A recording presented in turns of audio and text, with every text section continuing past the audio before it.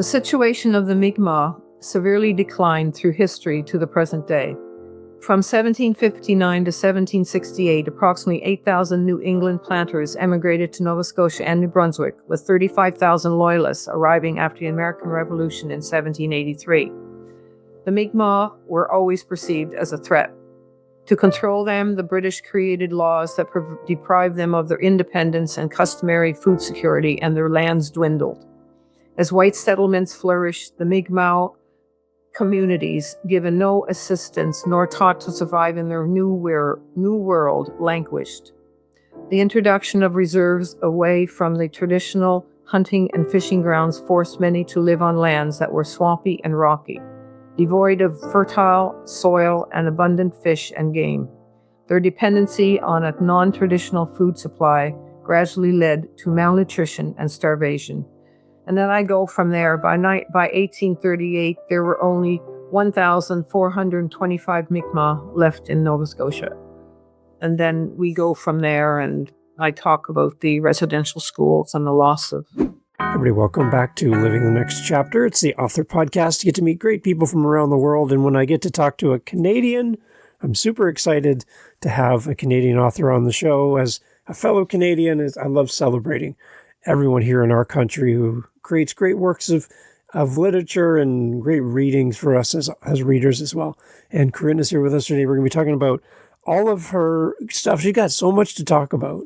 And she joins me from a beautiful part of the country as well. So, Corinne, welcome to the podcast. So glad to have you on Living the Next Chapter. Glad to be here. Excellent. Welcome to the show. Let everybody know, Corinne, where you are in this big world of ours. Where I am? Yeah. So I'm in Kentville, the Annapolis Valley. However, you never know. It was May 31st. The weather's terrible. It's been terrible for the last 2 weeks. It's been cold. Today it's going up to a high of 5. Oh, wow. It's I haven't been able to get in the garden I had no desire to get in the garden the last couple of days. But hopefully it's supposed to be warming up later this week. Corinne, let's talk about your author journey. Mm-hmm. Tell us a little bit about how you got started in writing. What was that thing that drew you into this world of writing and sharing stories? I don't know. It came from within, I guess. When I first started, was back in late 1999, 98, that I was wanting to write about my my direct ancestors that are from Lunenburg, and were one of the first settlers that came in 1753 from Germany. They were in 1751. They actually moved to Dartmouth and stayed there for 2 years before going down to Lunenburg.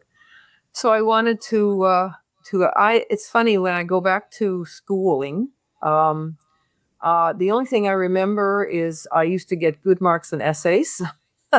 And I remember making my mom laugh a couple of times when I was especially doing an essay on the currency of the dollar and how it was made from the prospect of the dollar. So anyway, stuff like that. But I worked in travel, and I never at that point had any desire to write a book. It just started maybe around 1999 that I'd like to at least write about my own family. And that's what I did. And then this the book that we're talking about now, the second book, that was quite a journey. That came from within. I don't know where it came from. I just felt it needed to be done. So when you first started writing, did you have somebody that you looked up to, someone that inspired you as a fellow author? No, never had anything like that. Really? It's nothing magical or... No, I remember reading a book. I don't remember the title. It was back in the mid-1990s. And I'm saying, I put the book down and I said, my God, I can do better than this. That terrible? I don't know what kind of a book it was. It was, and I read a lot. The only thing that's inspired me is I read a lot. What type of books do you like to read yourself? I was, for years and years and years, it was always nonfiction. I wouldn't read anything else. And when I was working, where I was working at the time, this girl came over to me and she said, you have to read this book. And I said, I don't read fiction. and I left it, and she kept bugging me about it. And I read it and I loved it. It was Thornbirds. I don't know if you remember that book by Colleen McCullough, I think her last name was. And it was an amazing book. It was made into a film. And but I go back and forth. I'll have periods of months that I'll only read nonfiction. And then if I do read fiction, it'll probably most likely be historical fiction. Nice. Yeah. And I have a specific British history is my love. So as you do research on your own family, you've had family members kind of help you in this journey of figuring out and learning about the past. What kind of things stood out about your own family, your own family, that you, in your research, you're like, wow, that's a really interesting story about my relatives? Yeah. I grew up with my parents that both liked to tell stories. So that's where it started. And they always liked to tell stories about their own lives, about people who were before me, about the Halifax explosion. I just grew up with it. Right. And I remember one time I read it in my teens. I was about 14 at the time, and I was getting into genealogy. And we didn't know anything about our family history that far back to the 1800s or 1700s. Anyway, just to make a long story short, my mom had a sister, Auntie Florence. She was 8 years older than her. And through my research, we found out that they had two different fathers. And then finding out that my grandmother, that's my mom's mom, she talked to a neighbor, and they said, that they remembered her going down to Boston and came back with a baby, and so mom goes to her sister, and says, "You're 8 years older than me. You must have noticed, or you must have known all this time." And her answer was, "Well, that's in the past. We'll forget about it." Oh, she probably did know, but it was a shock to my mom. So that's the most interesting thing that I found about my family. I don't know, it was good or bad. And from there, I just, worked more on the genealogy part of it. So what part of writing is the thing that keeps you coming back? Like, why do you enjoy doing what you do? I like concocting stories. And I was always like that. In fact, I had a boss that back when I was working, and she said that I love projects. And she'd say, "Give it to Corey. She loves projects." And I like things that I can complete from beginning to end. And my mind, I have a really good imagination when it comes to, I'm thinking about one thing, and then all of a sudden all these scenes come in and about doing this and doing this. I would take this path, and my mind won't stop. In fact, I do have problems when I'm writing that too much is coming in, and I have to sort it out to make sense of it, which is difficult sometimes. What do you think are some elements of a great story? When the reader can when the author can pull a reader in, and as if they were, especially with writing about historical fiction, that it pulls the reader into the time period, and that they felt like they're there and they're living it. Yeah, and I also like to get the reader's emotions going and broaden perspectives, their own perspectives. Yeah, I want to give authors that are listening some kind of inspiration, right? So hearing your thoughts about what makes a good story and your approach to writing, I think, can help somebody who's maybe new to this, and they're wanting to be where you are eventually, right? So they're looking for some inspiration. Is there anything else that you would say to a relatively new author that's listening to the show? I think when you first start writing, you write for yourself, and you don't worry about what you should be doing, what you should not be doing, and sometimes you can get hung up on that an author does this a certain way, and just do it the way, in your own words and the way you want to do it. Okay. I like that. I don't know if that's inspirational, but It's very practical. It's something we can put into place right away. Yeah. Well, you can't have people say, if you were trying to write for other people, I think you drive yourself nuts. Yeah. It's nice to have an idea of who the audience might be that'd be interested in your book. I don't have that idea in my mind in the beginning. Right. It comes later. Yeah. Much later. I do have, when I do write, and I noticed it more with this particular book, is that I found it very difficult that once I'm in that period and in that character, that it's hard for me to get out of it. So I'm leave the desk, I leave the computer, and I'm going into the kitchen, but I'm still in 1756, in the character's mind, and my husband can't talk to me. So, I mean, that's what I find difficult getting out of it. Interesting. Okay, let's talk about your writings as well, because we have readers here that are interested in finding their next favorite new author. Tell us a little bit about what you're up to as a writer.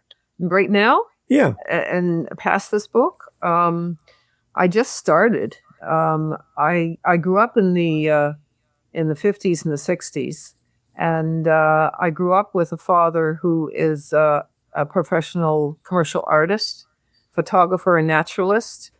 He was born in England. I had a different childhood. Let's put it that way.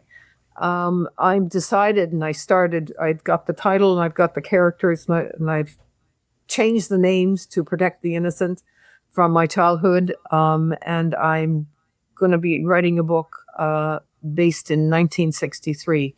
And that was at the time that, with my father being a naturalist, it was the time that you heard the book Silent Spring.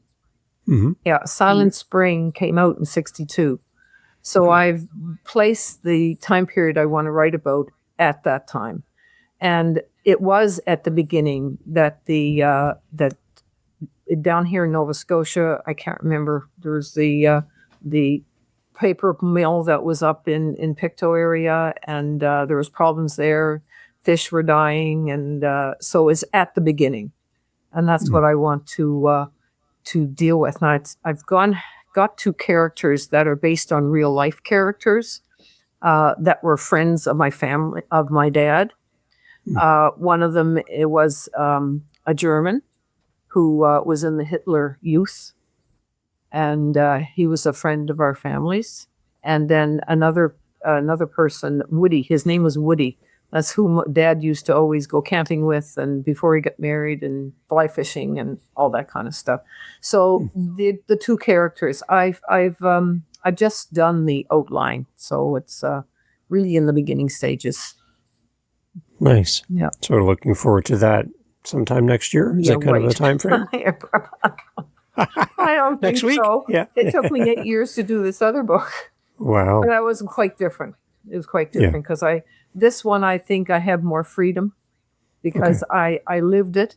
Yeah. I mean, I lived the period of the milkman, the iceman, the paper boy, the postman who was my uncle, and it's totally different sort of life. But I live it, so it's going to be a lot easier, I think, to write. Well, we have more to look forward to down the road. Then I like that. Mm-hmm. Excellent. Tell us more about Tethered Spirits. I'd like to hear more about this book. Okay. It's a story that is set in the French and Indian War, which is part of the 7 Years' War from 1756 to 1763. And it's a part of the history that British control and British fighting against the French to gain control of their territories with no interest of wondering what was going to happen to the First Nations people. I find that in this world today, there's a lot of fear of anybody different. And it's not changed. It's still the same as it was years and years, thousands or hundreds of years ago, at least. So I have two main characters, Christian, who now is called Bear Cub. He has lived with the Mi'kmaq for 4 years, and his sister Hannah befriends a Mi'kmaq elder, and she now is questioning her father's ownership to his land. And this kindness that they both show to the Mi'kmaq is a huge conflict with their own family in Lunenburg. And so the scenes are, you spend a few chapters with the Mi'kmaq, and then it switches over to the Lunenburg family and back and forth. So for Tethered Spirits, to take us behind the scenes to some of the research that you've done to kind of help you to craft the story. Yeah. I had three main people that I dealt with. One is Daniel Paul, who wrote We Were Not the Savages. He was a great influence by me reading the book. He had an influence on me on how I was going to approach it. Roger Lewis, who I didn't spend a lot of time with, but he helped me with certain areas like the weirs and the hunting grounds and stuff. He is a retired curator at the Nova Scotia Museum. But the biggest help was Dr. Bernie Francis, who is a Mi'kmaq linguist and who has created the spellings of the Mi'kmaq language, the meanings.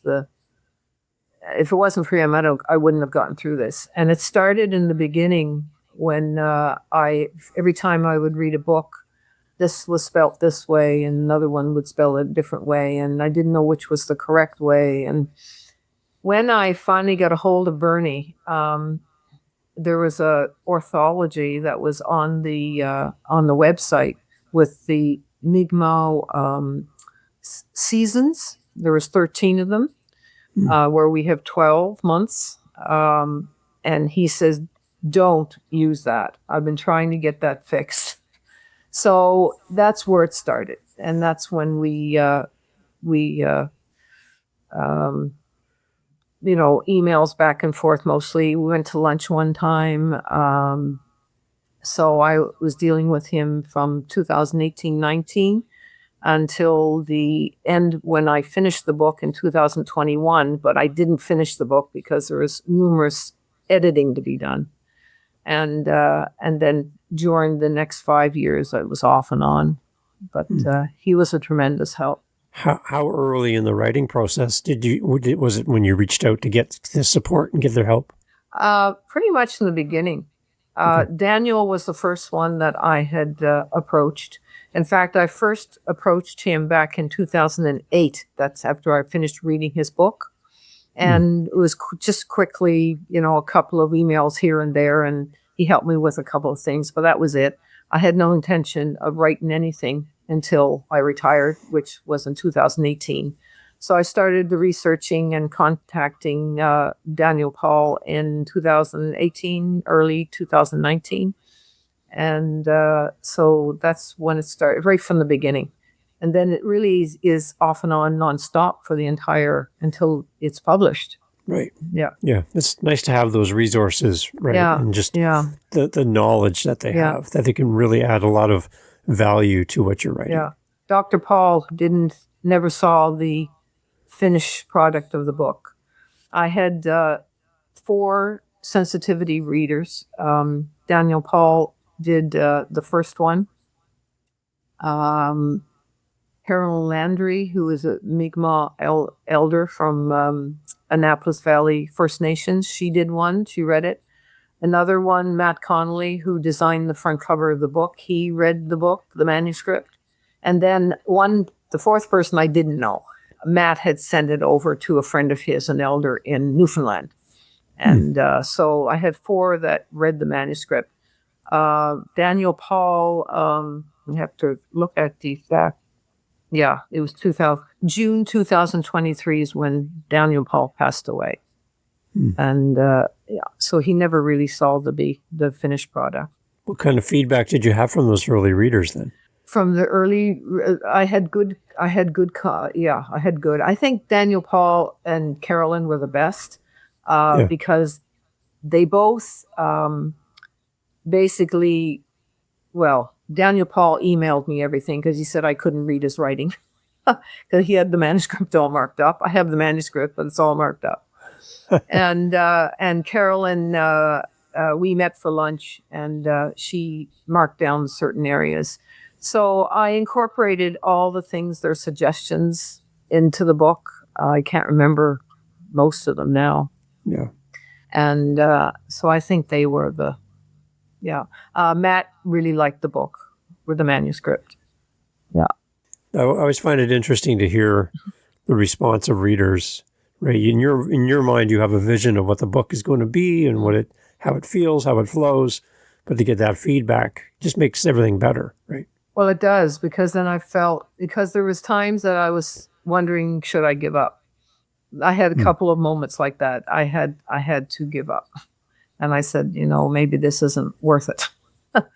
But Right. to me, it was worth it, because I always remembered. I went back to a Mi'kmaq that I knew down in Bear River.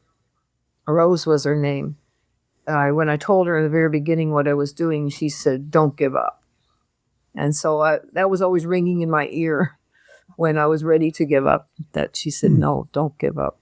So for the readers then, tell us a little bit more about the story elements of the book. Where are we going as a reader? Where are you going to take us in Tethered Spirits? Where am I going to take you? What do you mean? Within the story, like where does the story lead us? Oh, okay. Well, basically, it's Christian or Bear Cub is caught between two families. One that he's loyal to, which is his birth family, and one that he has come to love and respect. Where I like to take away that, if anybody reads this book, that it opens up conversations for the awareness, the importance of the awareness of cultural awareness. We need to have more cultural awareness that fosters respect and empathy.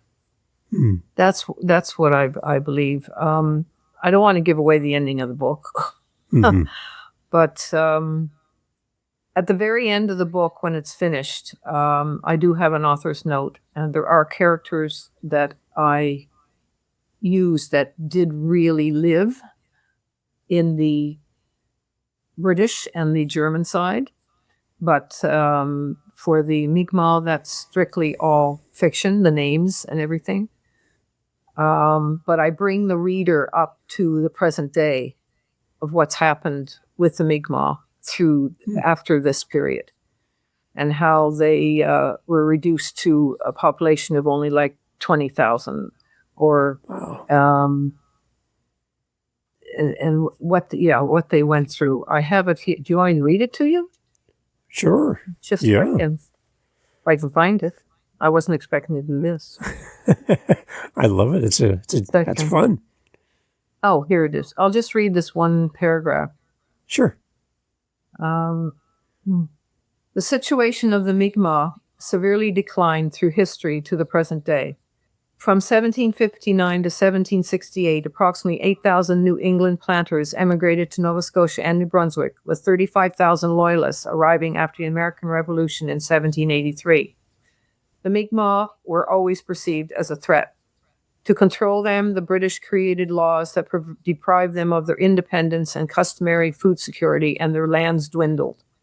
As white settlements flourished, the Mi'kmaq communities, given no assistance nor taught to survive in their new world, languished. The introduction of reserves away from the traditional hunting and fishing grounds forced many to live on lands that were swampy and rocky, devoid of fertile soil and abundant fish and game. Their dependency on a non-traditional food supply gradually led to malnutrition and starvation. And then I go from there. By 1838, there were only 1,425 Mi'kmaq left in Nova Scotia. Wow. And then we go from there, and I talk about the residential schools and the loss of. So from the community too, then, any feedback from the Mi'kmaq community at all? I haven't. Really? I haven't. The only contact I had was with the initial contacts. Yeah. With Daniel and Bernie and Carolyn and Matt. Yeah. Yeah. The back of the book was one review that I did get back from the MLA, Honorable Leah Martin, who's a member of the Millbrook First Nation up near Truro. And she's a minister. So, yeah, I have it. And that's on the back of the book, her review. Yeah. Right. But it's in the early stages. I mean, I only had it published in October. I'm just starting to get reviews coming in. And you said, how long did it take to write Tethered Spirits? If you include the editing, the latter part of the umpteenth editing in 2025, I guess you're looking at 8 years. I started in 2017. Yeah. Yeah. Wow. Yeah. It's exciting. And I knew that sometimes when you read and you write, you're always trying to figure that you're trying to get to the end goal, and you at some find myself that I hurry, but I had something that was on my desk the whole time that I got that said that I have to take your time going through life. Yeah, so I had to slow down. Yeah. Yeah, because I figured if it gets done, it gets done. If it doesn't, it doesn't. I had to have that attitude. Yeah. So I was going through your website, getting ready for today and our conversation. The other book that I saw on your Amazon page was Call of a Distant Shore. Can you talk a little bit more about that one as well? Yeah, that's the one that I first wrote about my ancestors. So it's basically it's just a story of coming from Hochdorf in Germany, which is 24 miles from southeast of Stuttgart, and why they came. They were persecuted.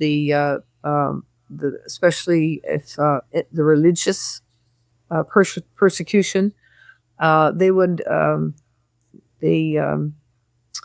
I guess the people in power. You're asking me something that now I have to really think because it's been a while. Yeah. They ran roughshod over the people who lived. They didn't care if they ruined their crops. They knew it was important that Catholic was important, and the French was important, and that kind of thing. I do reference that with this book to the fact there's one section in this book that Bear Cub is having a disagreement with his father, and I reference it back to what happened to them. They were persecuted in Germany, and here he's persecuting the Mi'kmaq. And they came from being persecuted to being the persecutor. Really? And so that's. And what was the original question? Oh, you want to Call of a Distant Shore? Yeah, I fictionalized it. So what I did was I changed the last name, used the first names, kept the Christian names of my family, and just made a story out of it where Elizabeth, who is in this new book, she continues in this book.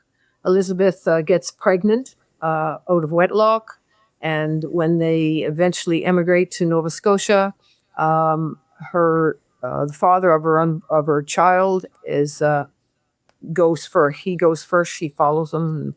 It's a whole. It's all about their struggles and 2 years that they spent in Dartmouth and almost starving. They're farmers that came over from Germany, and they had no intention of being fishermen. And so they always relied on the victuallating of the, distribution of the food to them. So from the government. So, yeah. And I guess, too, the other part of all this is just as people came to this country and into America and brought with them their culture and looking for freedom, they actually really did end up trampling on people who were here first That's right. And that whole that part. So do you think that's part of why this is so important for you as a writer? Yes, To kind of wrestle with your family's past and the impacts on the first people? Yeah. I think sometimes it's too easy to say that that was just the sign of the times. That's the way it was. Right. But you can say the same today, Dave. Right. That people just I find that in this, I hope a reader takes away from this book, if people just take the time to get to know one another and to learn about their culture and learn about themselves and learn about what makes them tick, Right. and it's like, I think there'd be less bigotry in this world. There's a lot of transferable lessons from the past that are still pertinent today and could really reshape how we treat each other if we just learned our lessons. That's right. You think, but we don't. No. We're just human beings, and we always seem to repeat over and over again. Well, I think as an author, that's the one thing that you have, is the ability to bring these stories forward and share them in a new light and inspire people to think differently and maybe respond differently through your writing and through your research and the amazing people that stood with you in the process too. I think that's quite valuable for a reader. It is. And the message I want to be sent in there, I've had a couple of reviews and people I've met at the market that have said, and I said, so I wonder if the message was lost on them, the message then, and one of them said, no, it wasn't. She said, if we just get to know one another, she said. Right. Yeah. So it didn't get lost on her. So I'm glad. I don't know if everybody's going to see that. Well, I'm glad that you wrote about it and you're using this platform to encourage conversation, which is good. It's excellent. And then the new book will be coming down the road for us as readers as well. So there's always something to look forward to, which is exciting, right? Don't give me pressure. No, we won't give you any pressure. No. But yeah, just to encourage you and just to support you in your writing of the next thing. I think that's really, that's exciting for us as readers as well. Yeah. Thank you.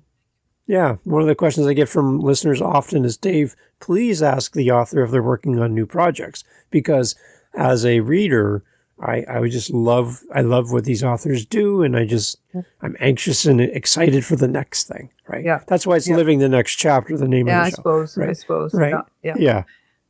It's funny because when you write a book and you're an unknown author, it really was surprising because I do things differently. It really was surprising that if you're an unknown author, it's very difficult to get out there. And because when I read a book, I choose the book not because I know the author. I choose the book because of the subject. And it's amazing how many don't do that. But I'm hoping that changes. But yeah, it's amazing, and it goes for the publishers too. If you're unknown, they feel that you won't sell. Now, I know that you're with a great publishing company. They've been here and sent other authors as well from the company, and we've had the people on from OC Publishing as well. Talk a little bit about them and how they've helped you as an author. Anne and Marianne have both been terrific. I met Marianne when I'm a member of the Writers Federation of Nova Scotia, and they had a period. It was back in 2020 that if you want to have an editor, they had listed 5 or 6 editors who were willing to you pay for it, but willing to take your manuscript and just basically rip it apart. No, that I shouldn't say that. Yeah. But Marianne was amazing because what she came back with were, I don't know how many pages, but I mean, she was balanced with, you should do this. And anyway, it was a journey that lasted over a year before. And then I found out that she was hired on by Anne at OC Publishing to be the associate publisher. And that's how I got in to, she liked my book. Marianne liked my book. Nice. And I find that Anne and Marianne are very supportive. So you're working with Marianne for X amount of months, and then you're moved over to Anne, who does all the other stuff. Nice. But they're both very supportive. Anne is supportive, and I can't say enough about them. Right. They certainly recommend if anybody's looking for a hybrid publisher to Yeah. Yeah. So Corinne, for people who want to stay in your world, they want to stay close to you as an author, keep up to date on new projects as you work on new things into the future, where would you like to send our listeners to come and watch your journey? Can you repeat that again? You're talking about like my website? Yeah. Where would you like to send the audience? My website's best because I'm not one for social media, Okay. unfortunately. Right. I have Facebook, but I don't use it that much. I have maybe a handful of people that I contact through that because that's the way they want to be contacted. Right. But other than that, I don't know. I have Instagram but website is the only thing I have, unfortunately. Good. I don't know. The day and age has changed so much since the last time I published my first book. Well, it's a beautiful website. I'll have a link for everybody to come and check it out. And there's pictures of the books, and it's a beautiful site. So, and there's all information there about contacting you as well, and how we can order the books. It does mention a blog as well. Are you still working with your blog? I haven't done anything with that yet. Okay. So I haven't. So it's there, but I haven't done anything yet. There you go. No. Okay. And I've had people ask me if that's my home office, my library. And I said, I wish. that is what I'd like it to be. There you go. Yeah, it's gorgeous. It's a great website. Corinne, I love having time with you. And again, thank you so much for doing this. Congratulations on everything you've done to date, and in advance, congratulations on a new project too. I would love to have you come back and celebrate, no matter when it is. Okay. Please think about coming back, and let's celebrate that one as well. Thank you very much, Dave. Nice talking to you. Excellent. Everyone, all information, as always, in the show notes. Please, when you buy Tethered Spirits or anything from our author here today, that you leave a wonderful review. Let people know why you love the book as well. Yeah. And as you listen to this and you're thinking, I know somebody else that would really love the story and the books, please tell them about our author today. And also, if they are going to do any reviews, I don't mind them send them directly to me, but it's important that they put it on Amazon. I'm trying, to the higher the reviews I have there is more advantageous. It's going to help. Right. It's good. Okay. Excellent. Thank you so much for being here. It's so great to have you on the show. Thank you. Excellent. Bye. Hey, thank you so much again for pressing play. As you've heard, great guests on the show. And one thing you didn't hear in this conversation is what? What did you not hear? Think about it for a second. That's right. Not a single solitary commercial for a mattress or a supplement or a whatever you call it. No. Why? Because we don't want to break up the conversation with commercials. So the fact that you're still here means that you are a fan of the show, I'm assuming. So if you want to help to keep the podcast going and to make me feel really happy, all I really care about is coffee, okay? I just got to be honest. I love coffee. I'm drinking one right now. It's starting to get cold. I need to warm it up. Helping us with our Buy Me a Coffee link over at livingthenextchapter.com and also in the show notes helps kind of keep the lights on around here. Remember, I'm doing this for free. I'm paying for everything. So I would love to have a little coffee donation, even $5. Kind of fills up my cup. And I would love to enjoy a coffee from you. So if you're interested, again, thank you for listening. But you can use our Buy Me a Coffee link and fill up the cup. Thanks for being here.